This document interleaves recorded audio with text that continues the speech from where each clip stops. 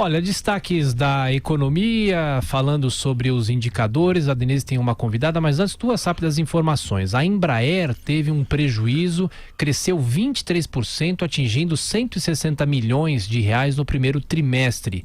E em relação a outros indicadores, falando, por exemplo, sobre a prévia do PIB, a prévia do PIB do Banco Central indicou que a economia brasileira recuou 0,68% no primeiro trimestre desse ano. Segundo o resultado oficial, o PIB será divulgado pelo IBGE no dia 30 de maio, mas se a retração for confirmada, será a primeira em 2 anos. Denise.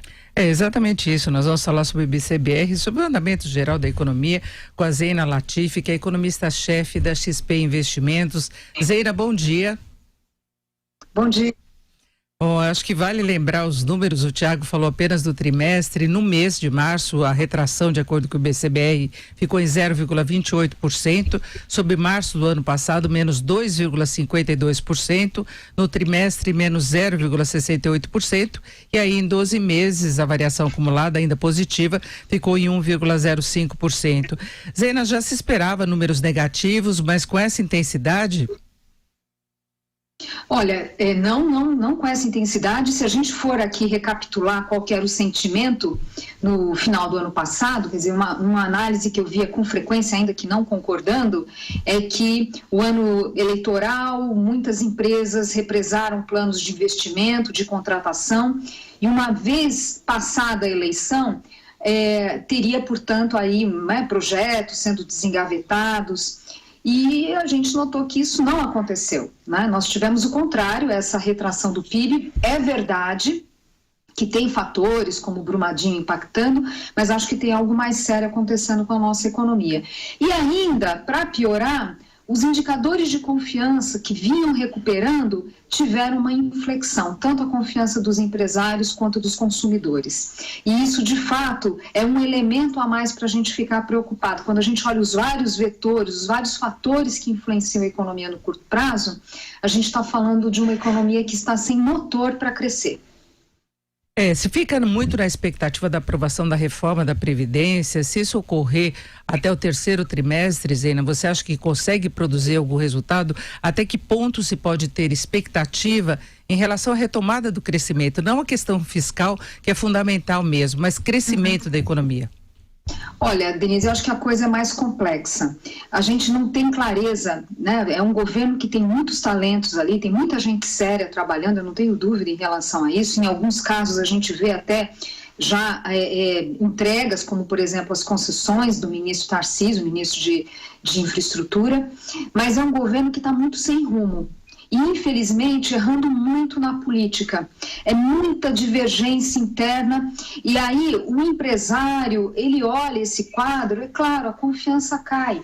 Então, sim, tem que aprovar a reforma da Previdência, mas, além disso, passada a reforma ou ao longo desse processo, é muito importante que o governo dê um norte para a sua agenda econômica e, obviamente, resolva esse imbróglio político. Quer dizer, realmente o governo está errando muito na política, fica um clima no Congresso que atrapalha, o governo sequer está conseguindo aprovar a MP da reforma administrativa. Quer dizer, é inacreditável isso. Sempre se imagina que o presidente, início de mandato, naturalmente consegue aglutinar poder, né, capital político, e isso não está acontecendo. A confiança já caindo muito rapidamente, a aprovação do governo caindo também num ritmo mais rápido do que em situações passadas, em governos passados, né, em primeiro mandato.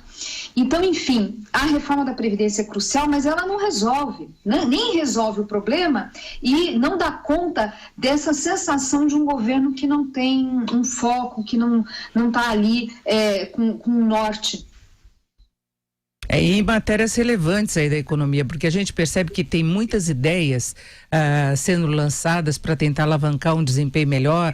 Estão falando na possibilidade de liberação de fundo de garantia contas inativas novamente, de PIS/PASEP, a utilização do fundo de garantia para tentar viabilizar mais investimentos no Minha Casa Minha Vida. Tem toda aquela agenda microeconômica, mas são ações muito dispersas, né, Zena? Exatamente, eu vejo mérito nesses esforços, vejo sim, vejo coisas que estão indo na direção correta, mas precisa de uma arrumação maior. E aqui eu acho que tem alguns pontos que o governo deveria tomar mais cuidado, porque você sabe, as palavras elas têm peso, né? Então, por exemplo, quando se coloca assim, olha, vamos fazer uma reforma tributária e não explica exatamente, isso gera mais ruído, mais incerteza, porque o setor produtivo fala, puxa, mas o que vai acontecer? Né? Vamos rever as renúncias tributárias. Nós precisamos rever as renúncias tributárias no Brasil, não tem dúvida.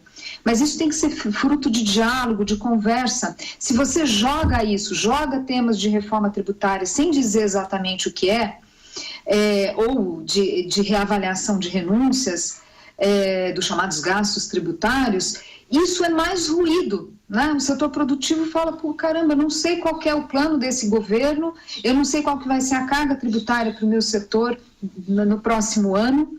Então, tudo isso tinha que ser evitado. Eu acho que o governo precisa de uma arrumação. Agora, isso, acredito que vai ter. Né?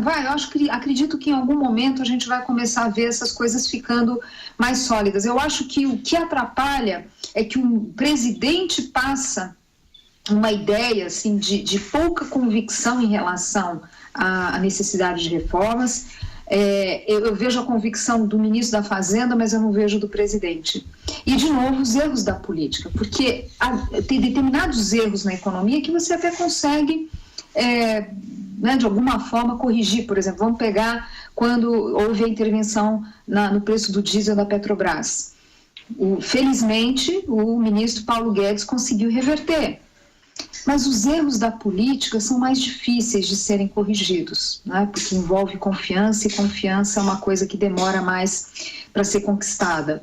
Então é isso, eu acho que precisa ter uma arrumação para a gente enxergar, afinal, qual é a agenda do governo, qual o caminho e, mais do que isso, qual a capacidade de entrega, porque são reformas que dependem de diálogo e de aprovação no Congresso.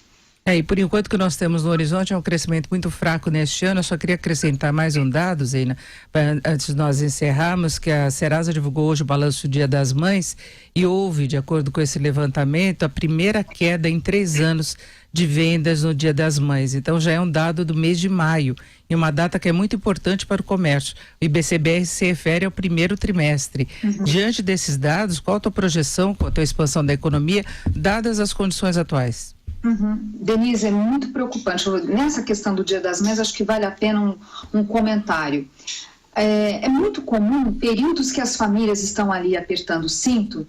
Então vai lá, faz um esforço, né, controla o orçamento, chega no Dia das Mães, chega nessas datas, Natal e em segundo lugar Dia das Mães, dá uma aliviada. Então assim, não, já fizemos muito esforço, mas agora chegou o Dia das Mães, chegou o Natal, enfim, são datas simbólicas. O fato de haver indicações que as vendas foram mais fracas mostra que o quadro de fato sugere que o quadro é mais grave. A minha preocupação é o seguinte, é uma economia praticamente estagnada, isso traz riscos, né, porque qualquer derrapada, erros aqui e ali, você pode ter um quadro que vai, né, para recessão, para encolhimento do PIB de forma mais sistemática, não apenas um trimestre.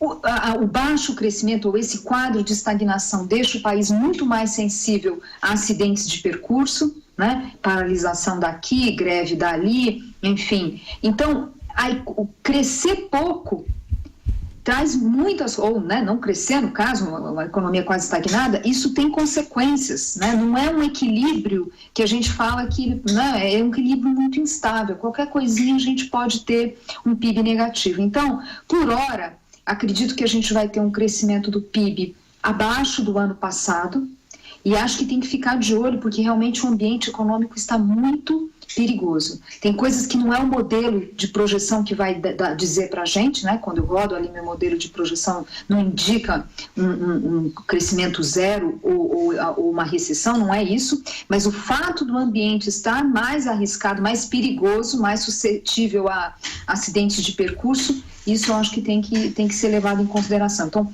muito importante o senso de urgência do governo. O quadro econômico é muito frágil, a gente está falando de uma parcela importante da população, 25%, que ou está desempregado, ou está no desalento, ou subocupado.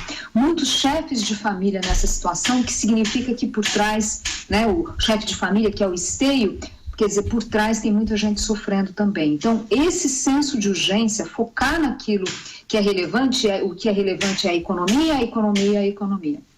Perfeito, nós conversamos com a Zeina Latifi, que é economista-chefe da XP Investimentos. Zeina, muito obrigada, um bom dia. Eu que agradeço, bom dia.